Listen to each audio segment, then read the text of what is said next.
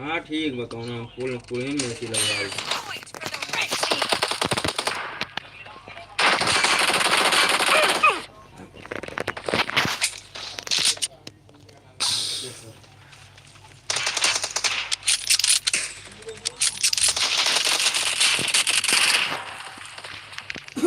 I need a mag. क्या है भाई लौको देगा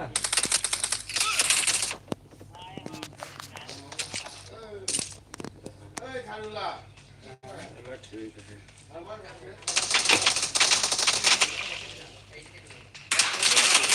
प्लास्टर हुआ कितना बचा है हमारे घर वाले साइड में तो हुआ नहीं करते कितना प्लास्टर में क्या होता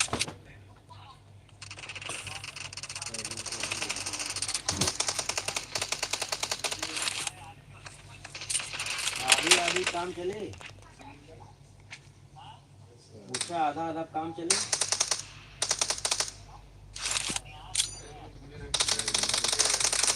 काम हिसाब ना ही बना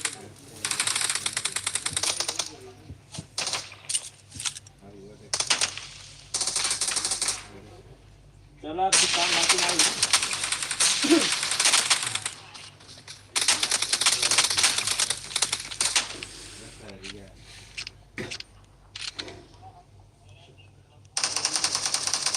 पैसा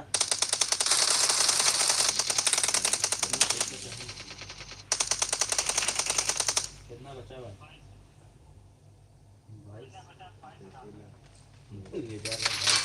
कम करेंगे मजा ही ज्यादा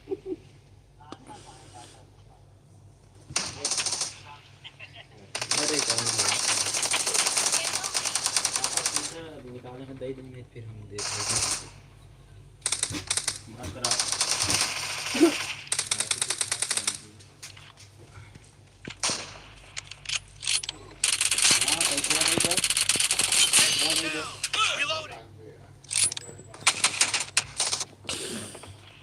निकाले दे दे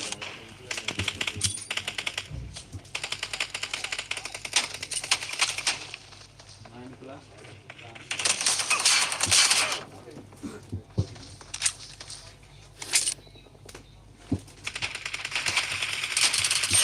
Free for the red team. Red team just been terminated.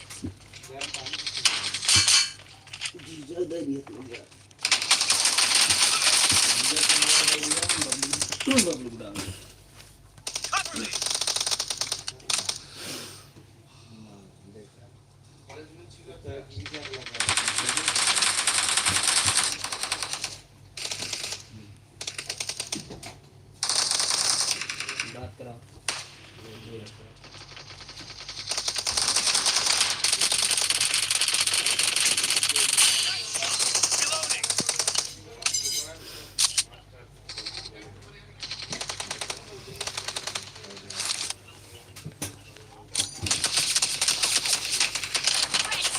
Is about to win. Be careful. Hello You're losing the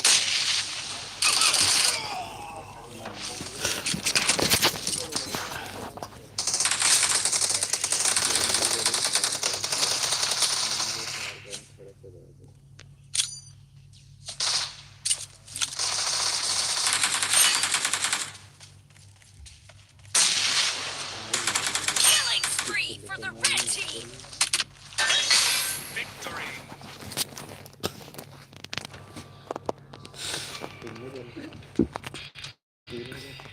तीनों जन हो गया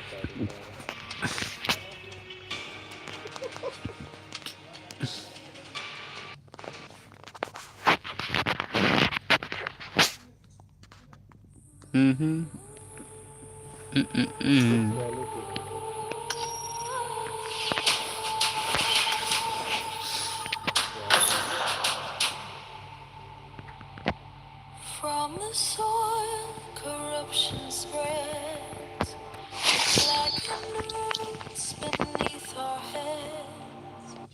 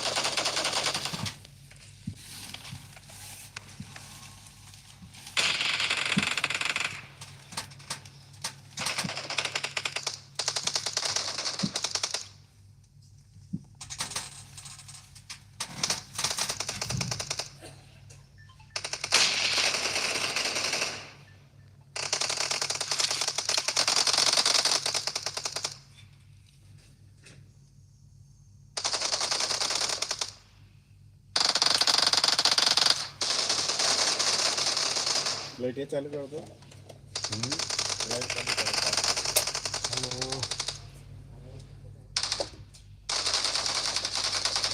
उसको अभी बंद अभी तो अभी याद ही कर रहा था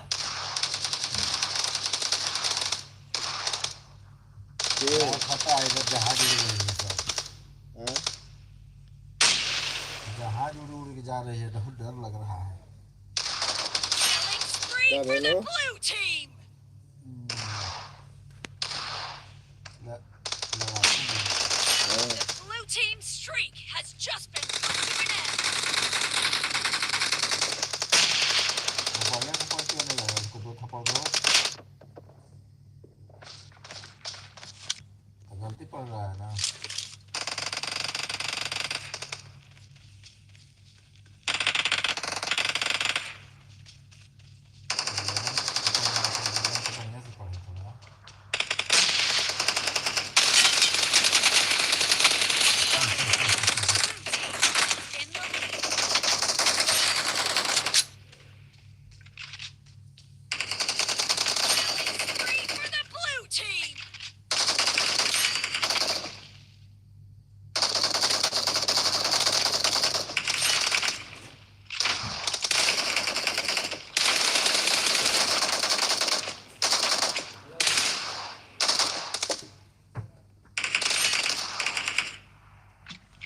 I need a weapon.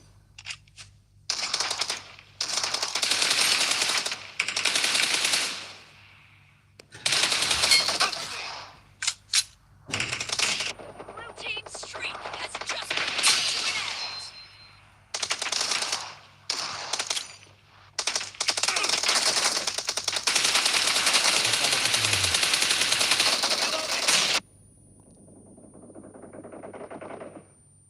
पढ़ाई कर रहे हैं कि मेरा कर रहे हैं Great. You're about to हाँ बोल reloading. रहा है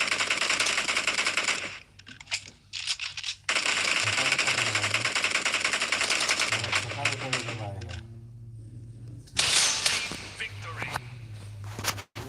ये ले मेरा छोटा बेटा भी दबाता है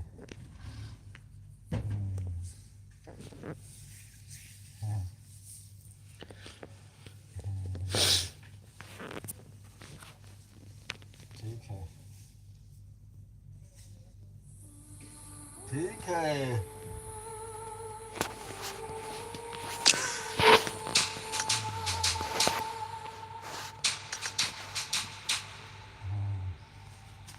From the soil, मार रहा है corruption उसको spreads क्या मार रहा है जी like roots beneath our heads. Primewood bleeds, its branches fall. Can you hear the angels? Thank you.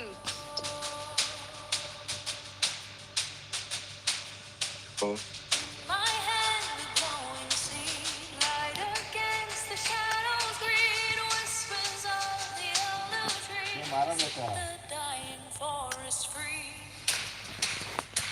To the roots and क्या मार क्यों मारते हो जी to the sky. समझ में नहीं आता बड़ा भाई Watch है the ना darkness liquefy. बड़ा बेटा From उधर the है ashes, पकड़ के चलेगा where starlight meets the कुछ भी खराब हो जाएगा ना तो कुछ खरीदी का नहीं ज़्यादा दूर का गलती कर रहे हो तो गलती कर रहे हो बेटा ना तो कुछ भी खरीदूंगा नहीं काफ़ी सड़ जाएगा मारोगे नहीं मेरे बेटे को मेरे बेटे को मारोगे नहीं तुम मारोगे तो बहुत मारूंगा मेरे बेटे को मत मारना अल्लाह बेटे को कभी मारोगे नहीं तुम तुम खोलिए तो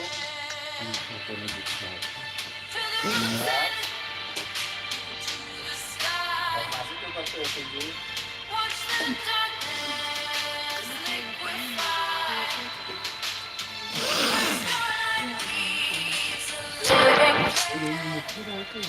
एक घंटा में उसको थोड़ा धीरे से Tá,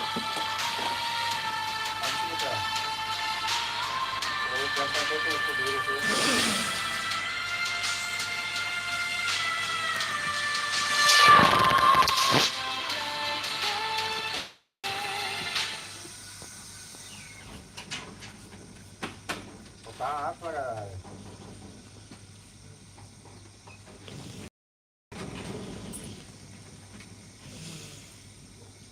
Can't control. The best-selling author.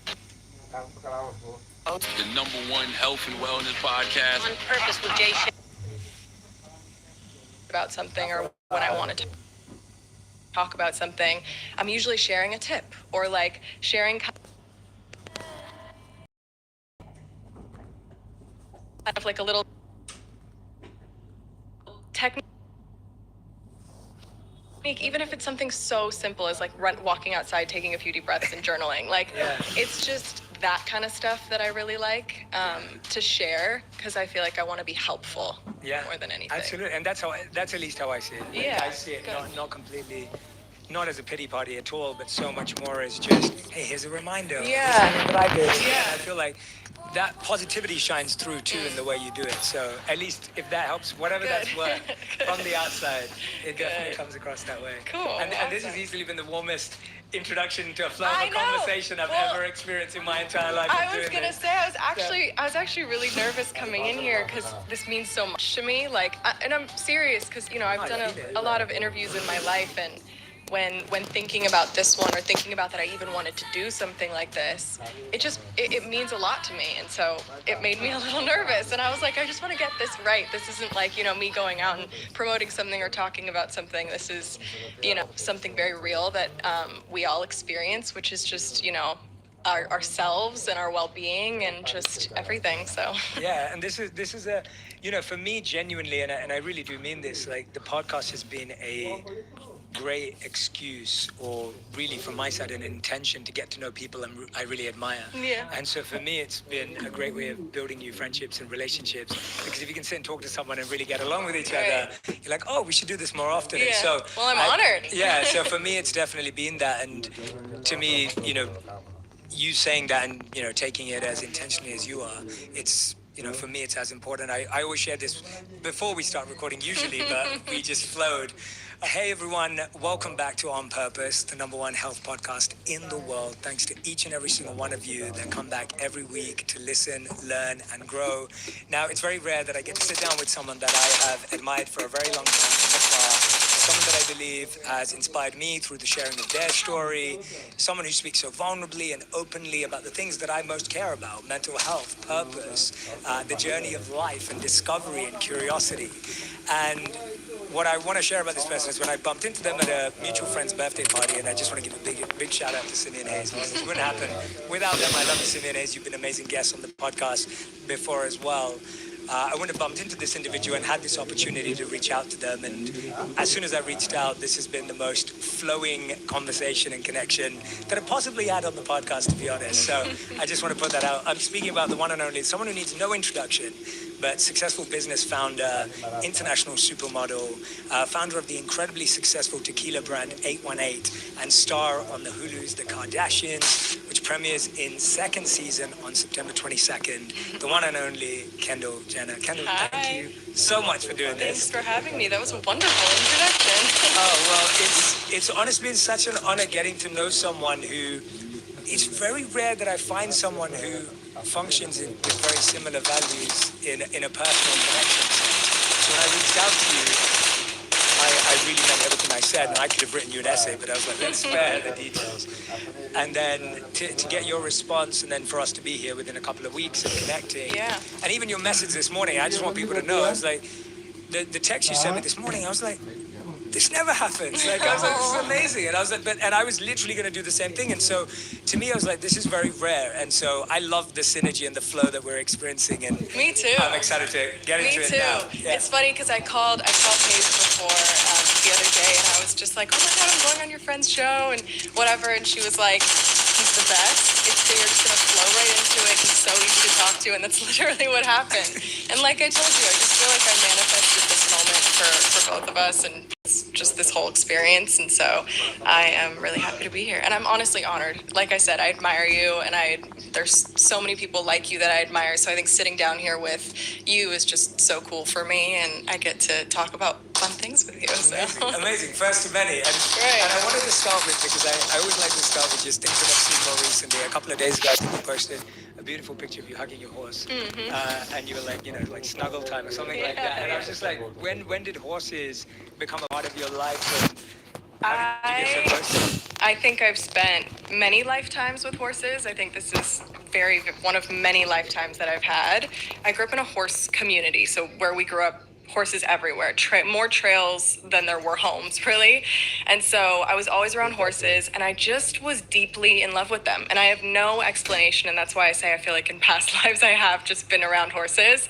Yeah, so since I was a really young kid, loved them, and continue to love them my whole life. They're just the best. They're the most majestic and gorgeous and spiritual. They feel everything. I just it's such an honor to be in their presence and to be able to do what I can do with my horse. I find so magical that I can stand in her stall with her and just vibe out with her. I sometimes come to get a little teary-eyed when I'm standing in my stall with her, because I'm like, this is so cool that you allow me to do this and we have this connection without any words. It's just the best thing ever. So I love them. Yeah, that's so special. I have a different teary-eyed story with horses, but I'll tell you the short version.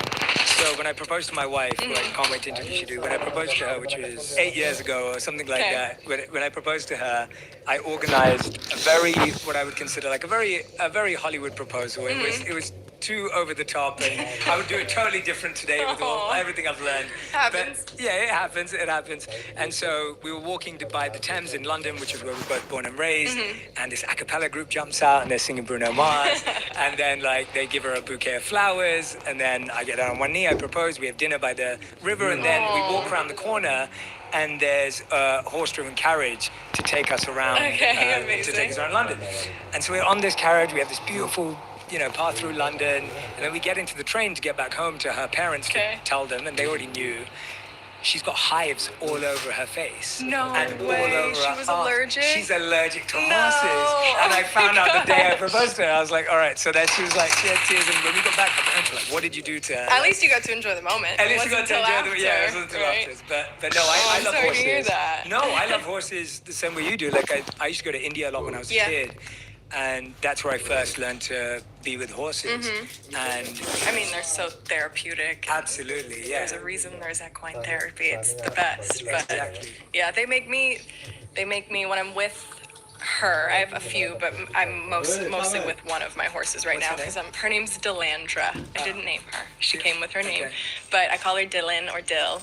I love her so much, but when I'm with her, I genuinely, I spoke about how I've just loved horses my whole life. I feel like a kid around her. I feel like my 12-year-old self that would get up every morning throughout the entire summer at 8 a.m. to go just be at my trainer's facility, and I would stay there from 8 a.m. to 8 p.m. I'd ride all her horses. I'd groom all her horses. I would just sit in the stalls with all the horses. Anytime I'm with her, I just have that sense good of morning. being a child again, and it's a really, really good अरे feeling. लौड़ा मारता क्यों यार तू दिमाग मेरा भोंगड़ा कर देता है कभी कभी Whichever animal हाँ लौड़ा लग जाता है कभी भी मार देता है I never thought I would, but when I lived as a monk, पेट में पेल दिया लग गया कि नहीं चर्बी में India is cows. And you would never think of cows being देख रहा है लौड़ा इतना कस के मार that देते way, हैं especially when you're not in India. But the cows in India have these lotus-like eyes. The eyes are just absolutely Gorgeous. stunning. Yeah. And they're so special. They're such gentle animals. Yeah. And recently, Radhi and I went Jimbo, trekking with Kacho, gorillas in Rwanda. And gorillas are we have to go. That sounds unreal. It was unbelievable, and they're the animal that's revered in Rwanda. So whenever they have a new gorilla that's born, they have a naming ceremony with the community. I love that. It's so beautiful. And then I heard somewhere that your first job was you were a dog walker. Yeah. And so I was thinking, do you have any lessons or anything you learned by being a dog walker? I think first jobs are so interesting. Yeah. No, I mean, I was always a super disciplined child, like meaning to my like I just loved. I would put myself to bed at 7 p.m. Be like, my mom would be like playing with me and my little sister, and be like, Mom, it's 7. I gotta go to sleep. Like it's time for my bedtime. She'd be like, Are you okay? And so I was always that kid, and so I think I just was always really eager to like work. I don't know why. I just like wanted to always have something to do, something that I felt passionate about that I really enjoyed. And so yeah, when I was young, I put some flyers around our community and said I would walk dogs, and I ended up getting people that would let me have their dog for a few hours and take it for a walk. So I loved animals and I liked having something to do. So I was a kid that liked to be by myself with animals. So like I think that was a cool, very fitting thing for me because I got to be by myself walking, but then also experience all these little dogs. I wish I did that. I used to deliver newspapers. So that was my first job. And it's not as glamorous in London because it's raining. Was that what you were desiring, or was that I more was just 14 like years old and wanted to make some yeah, money. you're just like I need. I was like, I need to make some money. Right. Yeah. And so I was like, all right, I'm going to start doing this. And you don't get to, you'd see in the movies where the paper just like chucks the paper at the door, but I'd like to actually go and put it inside. So my only interaction with dogs is they were on the inside grabbing the paper. Right. And so, yeah. Like barking at you. Yeah, and they're stuff. barking and stuff. But I always love knowing about people's first jobs and how things started for them because of, obviously where you are today. But what do you think it was in those early years where you just said you were very disciplined? Like it sounds like you were aware of certain habits that you built. What were some of the things that you feel confident about? How did you look for validation in those early years, and where did it come from for you? I mean, it's interesting. So Kylie, my little sister, she was always the social butterfly. I just liked being to myself. I don't know if that's the Scorpio in me, so it just came naturally or whatever. I had a group of friends who I loved. But I like can vividly remember just on the weekends not running to go be with my friends all the time. During the summer I was with them, but on the weekends in between school I was really just by myself. I would love to like hang out in my room.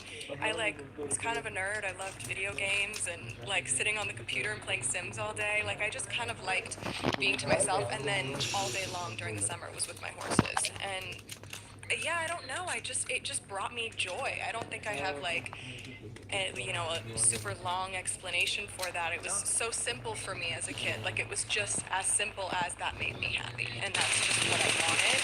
And it explains, I guess, a lot of me now.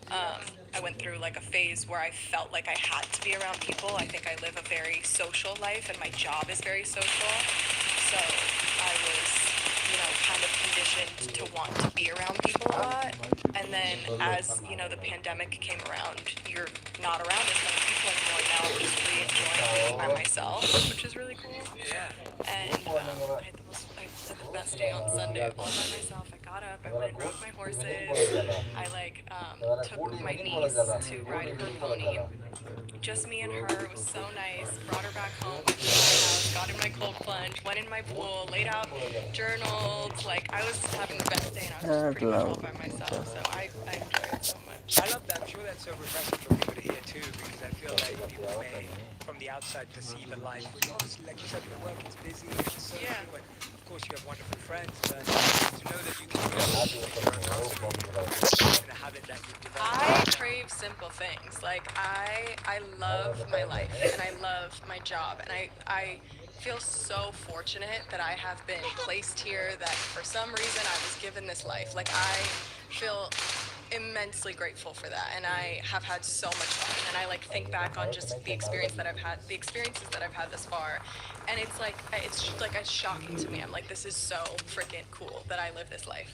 But at the end of the day, when I am home and when I'm alone, I crave the simple things. I love a simple day. I love just a simple routine and being to myself and being around the people that I love, my small core crew. So yeah, that's beautiful. Yeah, I think that's what we're all striving for. Is that passion in our careers and our work, and then the simplicity at home. What would you say? I was thinking about this, and I've watched so many of the interviews and read so much too, but what would you say for you has been one of your proudest moments, your greatest achievements, or something that you feel like, and internally, I mean, for the basis of our conversation, something that really brings you joy internally when you think about it, or when you had it? Like I said, I look back and the things that I've accomplished, just even my job. Like, I think I really, at one point, decided I want to be a model and this is what I want to do. And the fact that I executed, because we talk about that determination, like, I was 14 years old when I kind of made that decision and was like, this is what I want to do. And I went to my mom and I was like, please help me do this. And I didn't stop until I was 24, that I was like, okay, I need to think to like take it back a notch, which we can also get into because that's a very kind of dramatic story. But like, I just knew, and I think I'm proud of myself for being that kid and being determined to do that, and then executing and doing it to the level that I had done it, and that I guess I still do. But I also am proud of, I think more so, the self work that I've done within that process, because there was a long period of time, I'd say the core 5 years of it, that I was extremely overworked, not my happiest, not because I wasn't doing what I loved, but just because I was overwhelmed, and I felt like I was saying yes to everything because I felt really, really grateful and really honored to be in the position that I was in. So I was always saying yes, and it just took a lot out of me to the point where I just wasn't happy anymore. And so I had to set those boundaries for myself when I was about 23, 24. I'd say like, a year before the pandemic. So yeah, I was probably 23. I really set boundaries for myself, and I was like, I want to continue to do this because this is what I love. But I need to start saying no when I can, and prioritizing me, and prioritizing, like, my happiness and my well-being. And it has done wonders for me. Like, I feel like I can show up better for myself, and I can show up a better person for the people that get to be around me that day, and that I work with on that day. So Yeah. yeah. So That's what I'm proud of. Yeah, Sorry to give you a long that's answer to great. your question. That's amazing. I won't say I was hoping for that because I'm always open to wherever anyone's life experience goes, but there's a part of me that loves hearing that. Like, I really appreciate hearing that because when you've achieved so many incredible things in your career, which you have, to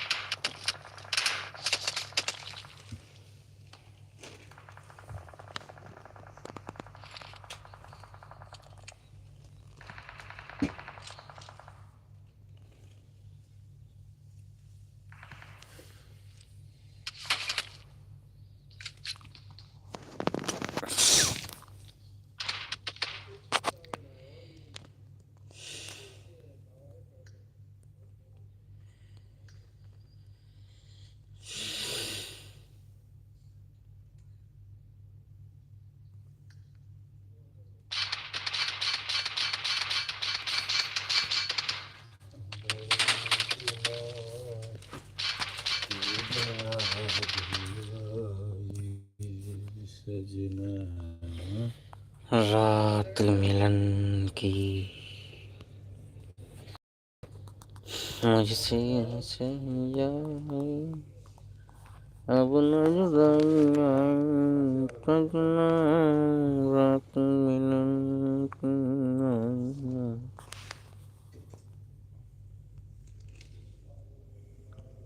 I didn't use the media attention. Always get to be in charge of the narrative. You may have a lot of people seeing you, having opinions of you, saying things, but they don't really know who you are. And even that one switch from a private Instagram profile to a public Instagram profile was that first step to taking a little bit of charge of that narrative that, okay, I understand you're interested to know who I am for whatever reason, but I will do it on my terms, in my voice. And it started off as my, I still very closely hold on to Instagram as my channel of communication because it comes directly from me. nobody manages my Instagram page. We don't have strategies. If anyone gives me a strategy, I will say I don't want to follow it. So it's the way that I like to communicate with people. And so it started off with me showing certain aspects of my life. And I have always enjoyed writing. So even though Instagram is a visual platform, I would love writing the captions. And during COVID is when people reached out and said, you know, do you want to do this ad? Do you want to do this brand association? And I think for me, it came at very fortuitous time when Instagram and content creation was blowing up because everyone was literally confined to a 9:16 aspect ratio. And it began from there, and even then, it was okay. I will associate with brands, but only those that I resonate with or I believe in what they want to sell, who they want to sell, what are their values like. From there, it was like I am part of someone else's voice, but I'll retain my own because I'm now attached to their journey and their story. Of course, in the middle, there's a lot of fun stuff. I've always been quite shy. Like, I've never done dancing reels, if you see. Like, that's not me.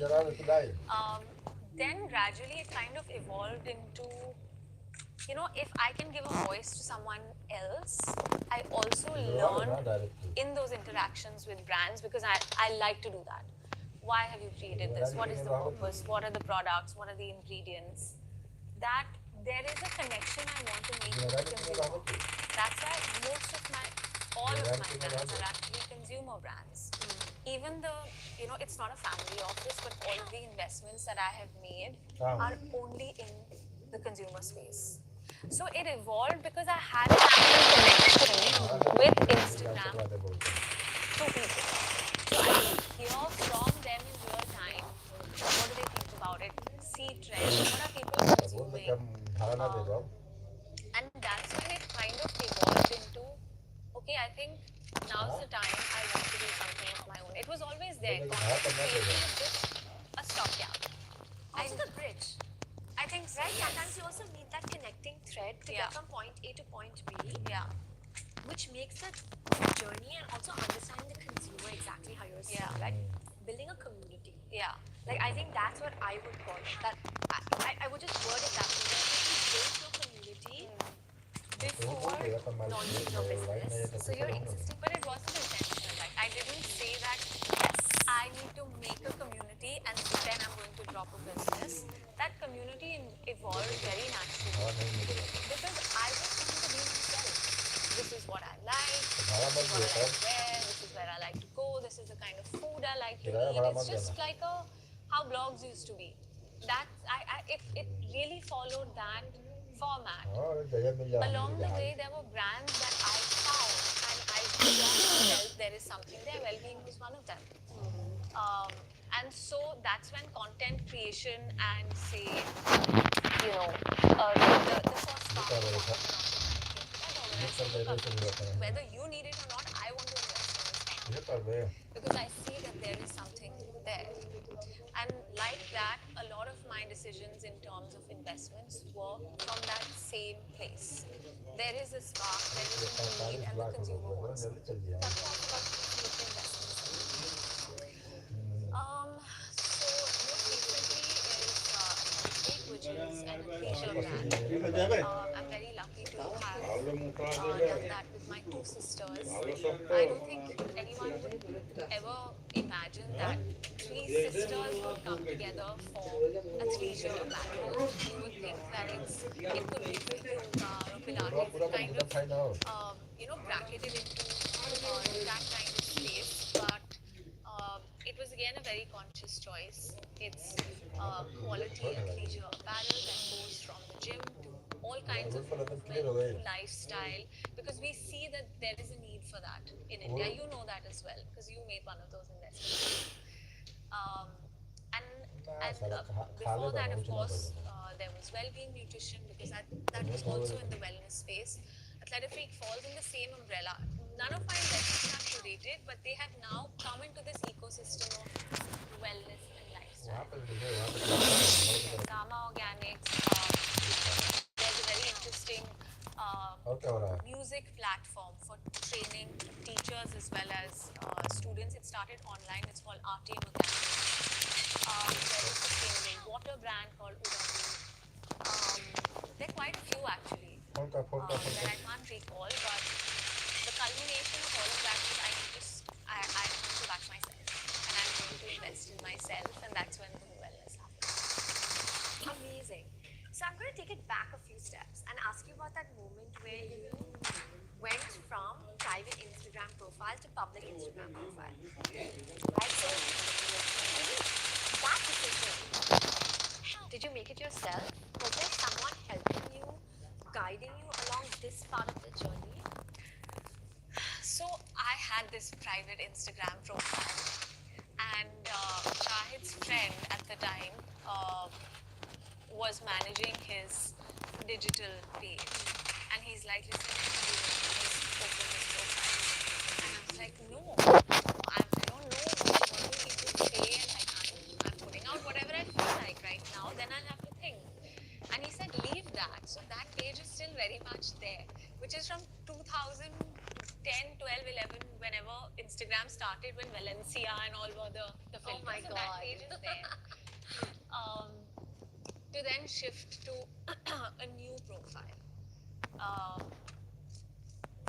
I don't know, like I didn't take it very seriously. I was like, yeah, okay, let's do it.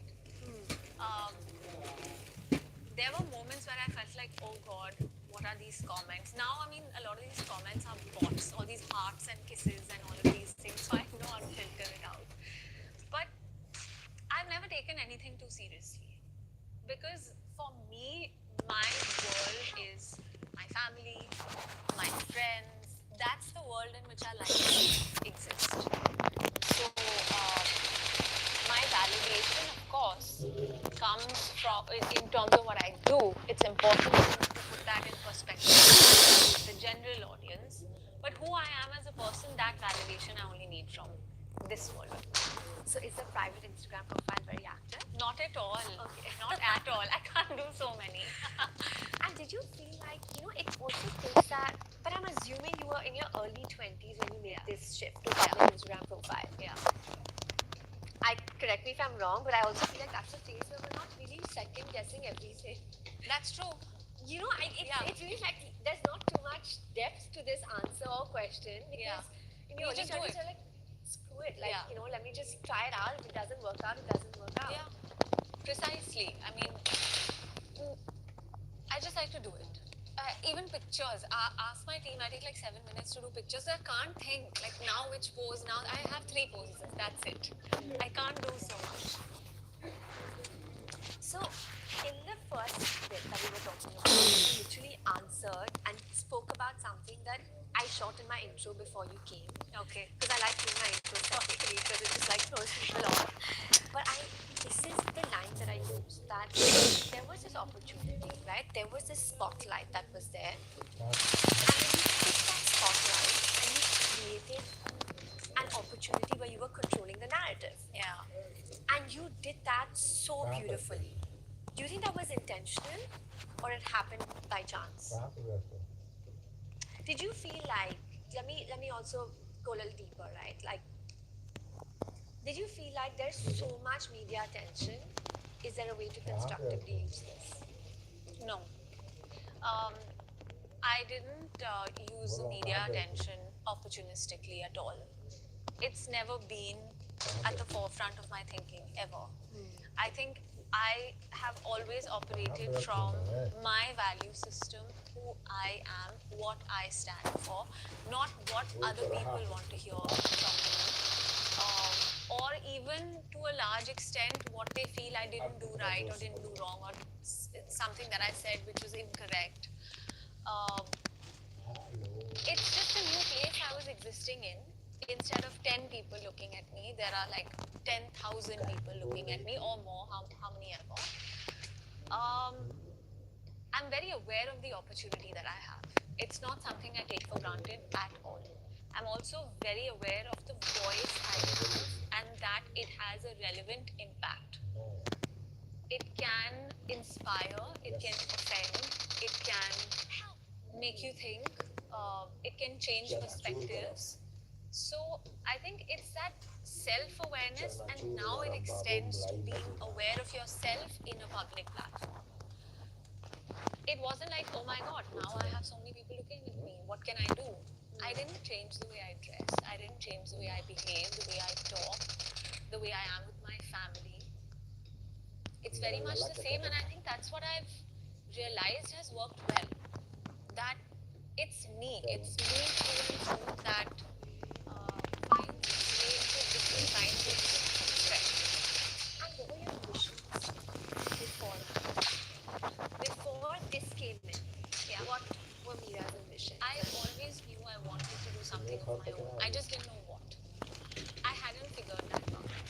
I think like most, maybe not like most people, but I was going along my journey with those academic milestones. Okay, you got to do your 10th boards, do them well. Okay, now you have to choose your subjects in class 11. I picked science. Why? Because it gives you the freedom to choose whatever you want to do after that. Finished science. Okay, I scored very well in my CATE exam in terms of my rank. So, and that's the entrance test for English. I had no intention of studying English literature because my view on it was something very different at the time. And my dad had me speak to a professor who said, listen, if you've got rank 10, you're clearly good at it. You have an aptitude for it. And LSR gives you the opportunity to change your course after 3 months. I said, okay, let's do it. Why English? Again, you have a lot of opportunities that you can choose from. So it was never like, I never had some razor sharp view that this is what I want to do. There was a time when I was much younger that I wanted to be a doctor, and then I knew to study so much and wanted to study physics, and I couldn't tolerate it. It would give me a headache. Every time I would go into that physics lab, I would get a headache. You're talking to someone who dropped science. All of it. I enjoyed science. I actually switched my subject combination when I was in class 12. My principal was very nice to allow that change and do all of the paperwork to me. But I said, I will do physics, I will do science. And she was like, why? I said, I don't know, I really enjoy those classes and I love it. And so she said, but I'm not making this decision, you haven't spoken to your parents. And in my head, I was like, why do you need to ask my parents? I'm studying. I know what I want to do. Why do they need to agree to it? And my dad is an engineer. He's tried science with all of us. My eldest sister dropped it. My middle sister continued. And so I took on science, but I didn't want physics. So I speak to my dad and I say, Dad, I'm leaving physics and I'm taking biology. And he's like, what do you mean? I said, I don't know, maybe I want to study Ayurveda. It just came out of my mouth, Masoom. I had no idea where it came from. I just didn't know. And that too, to understand the human body, but also to understand plants and, just the entire ecosystem in which a human being But you were functions. familiar with Ayurveda as a concept. Yeah, I always liked reading about it. Ayurveda, homeopathy, naturopathy, everything. I would continue reading. I don't know where it came from. And of course, he wasn't very happy about it. But I felt like that was the first time I took a decision for myself. This is what I want to do. I don't want to do what someone else is saying. I got an award for biology in school, even though I just studied it for about 9 months. But I think it did really well for me. So I knew I wanted to do something of my own as things progressed. It was like, okay, I want to do something that creates impact in a person's life. Of course, tech can also create an impact in somebody's life. So can SaaS and so can AI. But I wanted to see how can I create something that has tangible impact in somebody's life. That's why I found the consumer space so interesting. Where you can see it actually happen on a quarter-to-quarter basis. You can see either they like it or they don't. You can see there was a brand that I was working with. I know the founder quite well. She's a senior of mine in school. And I saw the packaging. I know one of these vendors, and I was like, how is this packaging working? I like the quality and this, that, whatever. And numbers came through. They're doing phenomenally well. That was a learning for me, that I might think that this packaging needs to change because it's not working, but clearly no one cares about the packaging. They still like the product inside.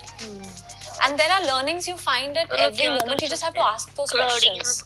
Why? But what was that? There was that journey, right? Where you were creating content, sharing things you love. Yeah. And there was a pivot to entrepreneurship. And there has to be a mindset shift that happened at that point. What was that mindset shift? That happened because I felt that I'm aligning with a lot of brands. And along the way, I found so many of them that I really like. So the baseline is I have to like you. I have to like the brand, what it stands for. But then it was like, I really like what they're doing. I want to be a part of it. I don't do like random, yeah, okay, this is the brand, these are the deliverables. No, I like engaging with the founder, the marketing head, or whoever is there from the team. And then I found that there are brands that I want to be a part of. Because I am that consumer. So if I'm lending them a voice, I want to be a part of this journey. I want to have skin in the game. Got it. And why wouldn't you do that? Because I'm part of this narrative. I anyway sell it like it's my own. I want it to be mine. So that's how it changed. So it went from creating content to being an investor, and to then being the founder of two brands. Yeah. So it seems a lot more gradual now that you kind of talk about it. Yeah. And when you went even from being an investor to, founding these two amazing brands, was there something that really scared you about entrepreneurship? Yeah. Balance sheets, P&Ls. I think every founder needs to have a grip on how the company is functioning, the health of the company. But I also feel you need to hone into your natural talent. And that's when you find the right team, or you find the right mentor, or you find the right partner, and you can learn alongside them. I didn't know what EBITDA was. I didn't know what gross margins mean. I didn't know what is profit before tax, profit after tax. How do you segment CapEx versus OpEx? What is ROAS? I didn't know any of those things. I have now come to understand it to a large degree. And I think it's important for you to have that responsibility, because you can't say, I'm going to be the face of it, I'm going to create this place or launch this product, but not know whether it's actually doing well or not. Because when you have investors on the table, you are responsible and you owe them an answer. Even if it's bad news, you need to have an answer as to why. Because good news is great. You scroll through that email much faster than a bad news email. So true. Oh my God. Yeah, because you will go through it. Because I've been on the other side, where I have gotten my updates as an investor, and I will always go through, why did this happen? What happened here? How could it have been better? Just from my point of view as learning. So it was very much like it wasn't an MBA. I don't have an MBA. But I learned from experience. And I think that one of the things that I have learned is the difference between delegation and micromanagement. Okay. This is something, we have a monthly meeting with my team at Dhun. And we always, we have an agenda and all of that. And mine isn't, it's not a lecture. It's just more inspiring. The key wins, key learnings, any SOS outcomes, moments, etc. And I realized that delegation can give you a lot of independence and freedom to do other things. But delegation doesn't mean you give someone something and look the other way. Because then when they're doing something wrong and you turn around, you can't blast them and say, why did you do it like this? At the same time, you can't micromanage and be on their head. They need freedom to figure it out, make mistakes, because we all learn from those mistakes. It is someone is swimming in another pond and you've given them something to work on. You're doing your own stuff, but you have your eye there, where you're just gently maneuvering it so that it's not falling flat. Thanks. Because everything matters. When you're a startup, everything matters. Oh my God, Every expense matters. This is something that I feel like I think you've pointed out something that I've really been struggling with, which is exactly this. I think I've been delegating and then not looking into it. Yeah. And that's a huge, because I'm a crazy delegator. But I think this is, because life also happens, right? I think sometimes when personal life takes over, Yeah. you forget to look into that. You forget to guide through the delegation, and Yeah. sometimes shit just It's hits the just, roof. I find like I'm a whiteboard person. I love my whiteboard. I love my thoughts getting structured on a whiteboard. I think it's very helpful when you put your entire mind and its map and you work through it with the team. Then they have that clarity, even if they take a picture. It's minutes of a meeting in a photograph. Then there's space for spontaneity, ideas, mistakes, risk. But if you are always on everything, then how do you grow? How do you have time for ideas? How do you have time for strategy, or even for yourself? Where do you have time to decompress? Because I had those moments where I felt 6 a.m. in the morning till 1 a.m. in the morning, I am just thinking about work and I'm not present. Like, I don't know who I am anymore. This is all I'm doing. I don't know who I am. I don't remember the last time I spoke to my sisters. Have I met my friends? What are my kids doing in school? Because that crunch time, you just have tunnel vision. Then you take that step back. And it can't happen instantly, because when you've just started something, it's all hands on deck. Like all your hands, fingers, toes, everything. Absolutely. And then as it begins to settle, you're like, okay, now let's try and find that balance. I know now what my kids are doing in school. But then I also feel like there's also this volcano that erupts midway through, right? Like there could be an entire team change that happens, which could completely throw things off. Or there could be a pivot that you make. So I feel like this is a constant battle, and I feel like very like I relate to what you're saying right now, because there's these times where I'm not responsive to my family, and actually had this conversation with my brother last night where I felt like there was like a lot of underlying, tension, and I just came so clean about it, and I was like, I'm sorry, I'm here, and I was chilling with him, and I was like, I'm sorry, I don't call you as much as I should, and I don't call you as much as I used to, but I feel like this is that phase where two babies that are so demanding, that really, really need you, plus this whole new business, which is the podcast, plus the existing business. So I feel like at times it really gets... It can get a lot. it gets a lot. Sometimes you look at a week, like for me, yes, you have a bunch of meetings and stuff to do. At the same time, I might have an event or a shoot or some other call, and then there'll be a learning walk for the kids, and at the same time something is happening on Saturday evening, and there were times that I just felt like I don't want to do this anymore. It's just getting too much, like the number of breakdowns that I had. And Shahid would tell me, okay, if you're going to walk away from all of this, what are you going to do? And he's like, I don't see you being someone who can do nothing. You always have to do something. And it keeps making me think, like, if I walk away, will I stop thinking about the no? But I just, like, sometimes I archive my work chat, okay? Because I don't want to see those messages. Yeah, I know she's laughing. Sometimes I archive it because I will get to it. Like, I know there must be something, but I'll see it tomorrow morning. I just don't want 67 unread WhatsApp messages. That gives me stress. So I just found some very unique, strange ways to reduce the number of input and stimuli that I'm getting. Please archive. So first thing, archive unnecessary chats. Take the time to block all those spams and all of those things. Take help of your friends, your family, people who live in your building to step in for your kids. I have seen that my friends, my kids' friends, moms have always been so supportive. When I'll say I have a really tough day, just send them over. We got them. I still remember I had 5 really back-to-back days. Shahid was shooting. My mom couldn't make it down, and I called up Zen's best friend's mom, who herself had just delivered a baby like a month ago or something.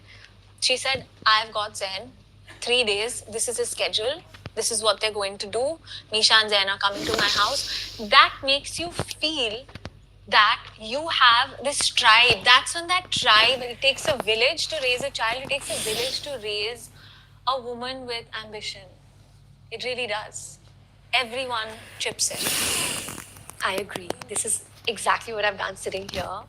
And it's my son, he's turning 3 next month, and it's his school observation for big school. And I had to be here because I have an event this evening that, I was committed to like 2 months ago, and this just came up, and it's like, Watch out. Yeah. but you just need that support. And my husband's like, okay, I've got this. And I'm like, in my head, I'm like, yeah, but I need to be there. I don't care if you've got it. No, But it's fine.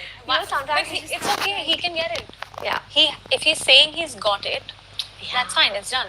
Yeah. No, absolutely. What has Shahid's role been in your journey of being an entrepreneur?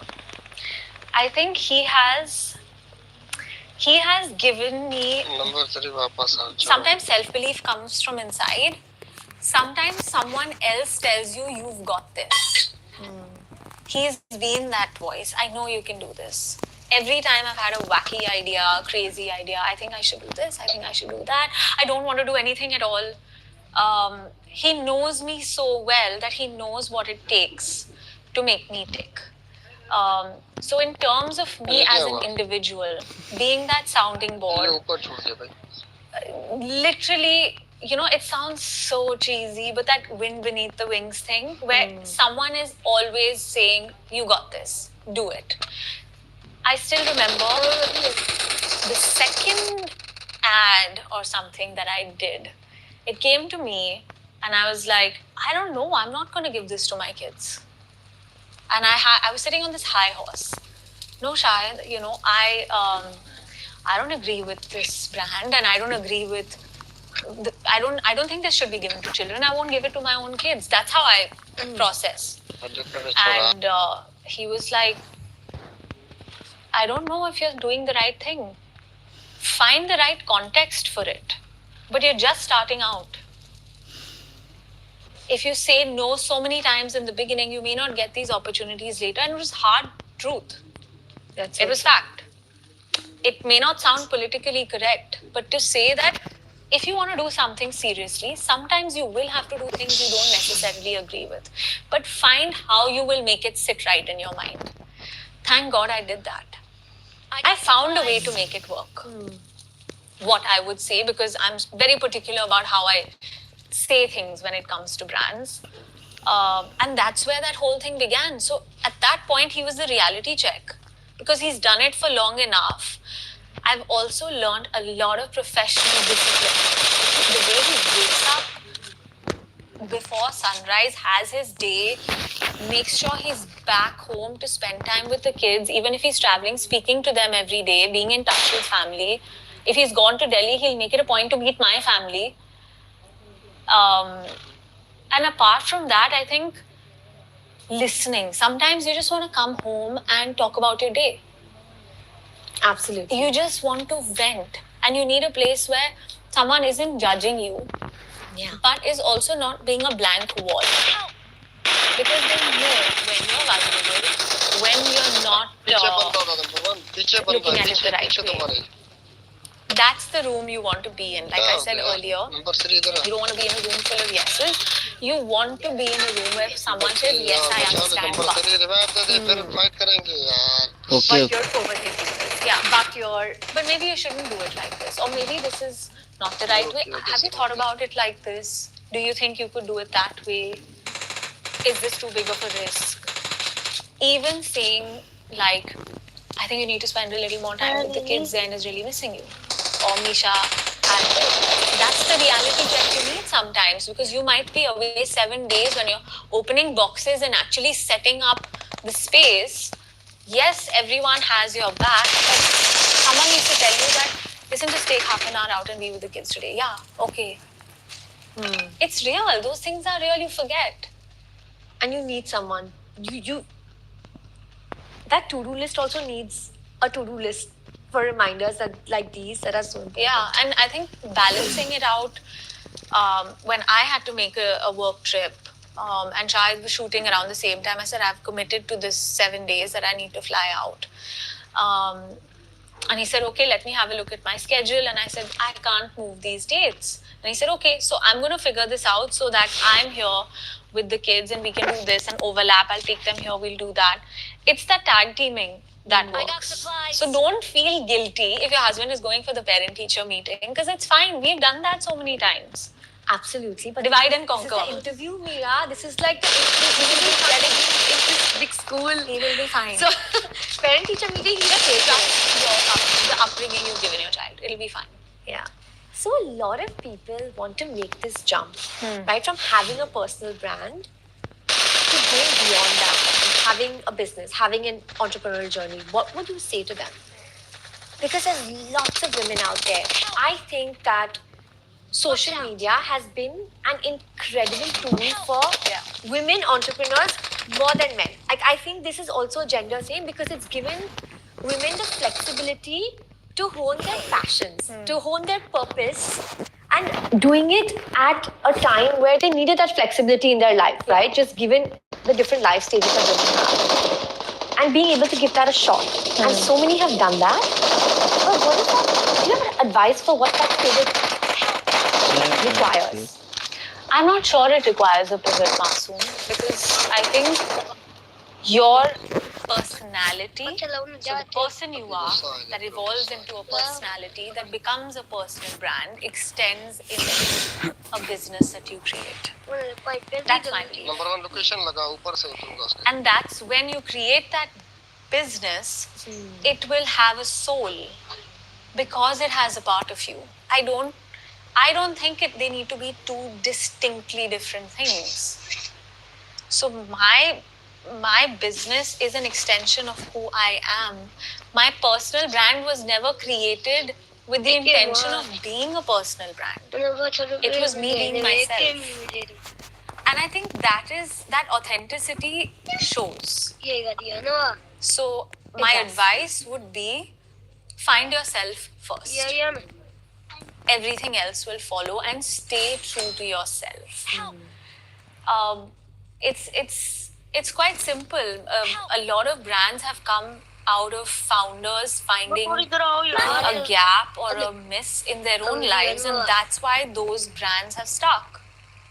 A lot of new hair care brands that are coming up have come from personal problems, not finding the right one. Makeup, clothing, pet care, toys for babies, they have all come from finding a gap in your own life. And of course, not everything can be about you, but you need to evolve it into being a sustainable business. But if it has a part of you, it will have soul. It'll have meaning. I do think this is the best advice, though, even though you started off saying you don't have any. This is fantastic advice, and I think this is actually what it really, really is. Do you ever feel like you've been underestimated? I think being underestimated is underrated. Because you can continue to do what you want to do without anybody knowing, and then really surprise them. Of course, I have been underestimated many times. You can see it.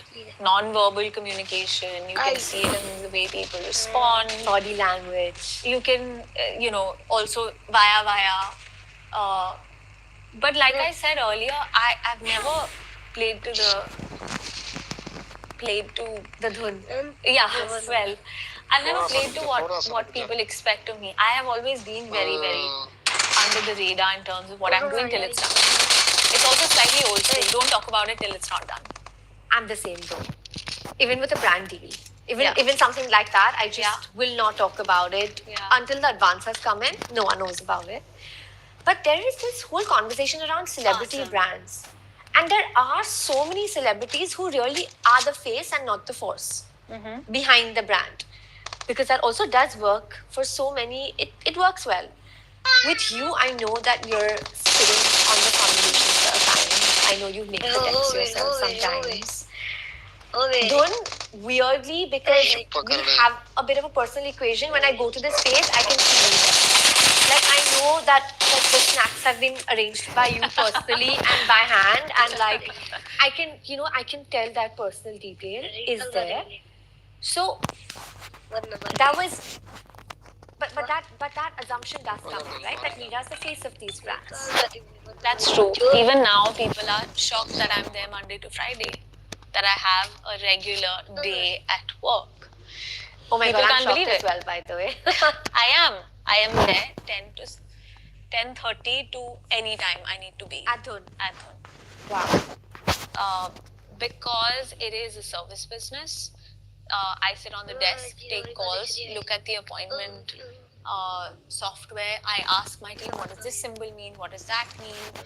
I look at the ad dashboard, service quality.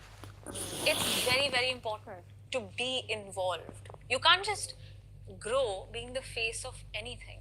You have to be involved. It's likewise with Akind. I think with Akind, I was very lucky that there was an extremely strong team. And so my involvement started from being a consumer. Let's do this. Let's add probiotics to this. Let's make a sunscreen primer. Let's make a lip oil that looks like a gloss but doesn't feel like it's sticky. Because those are the things you feel. I don't want to have a lip oil, it's either runny or it's very tacky. The tint goes away, long-lasting tint. Let's put that in. So being involved is important.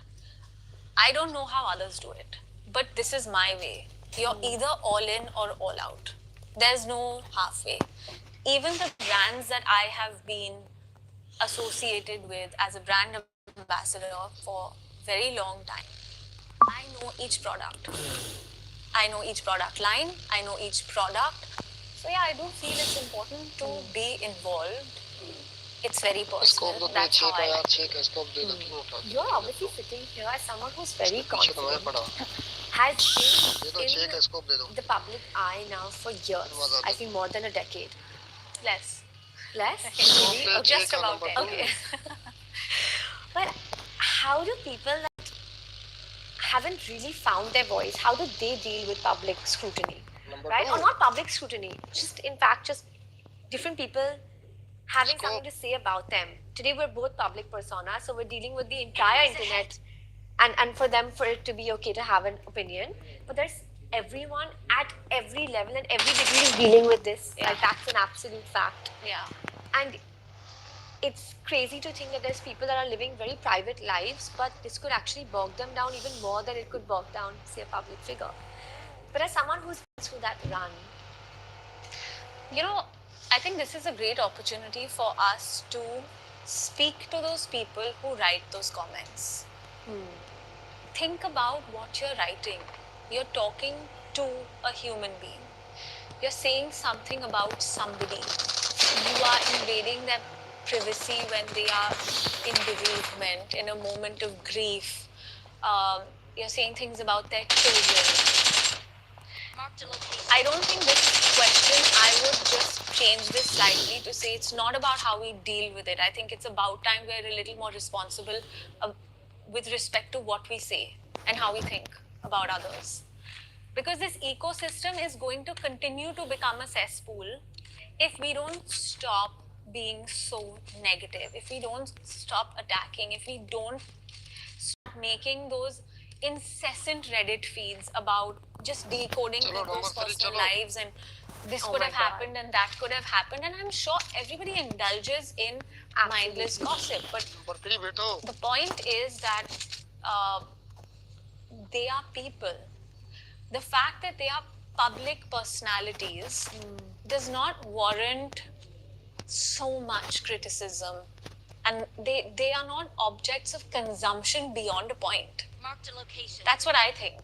So I actually feel like the problem doesn't start from there. I think the problem starts from 3 friends sitting in a room saying, "What's the gossip?" Mason, we've all done it. We've all done it. We've all done it, Mira, 100%. But this is genuinely a learning that I've had in the last 2 weeks, as recent as that, where I'm not trying to be a saint, but it is a conscious plug that I want to unplug. Where I feel like that's where it starts. Because you saying something, it's really about that. It's an environment that you create, right? Today, where does it start from? Why does someone go on a Reddit, or where does someone have a comment?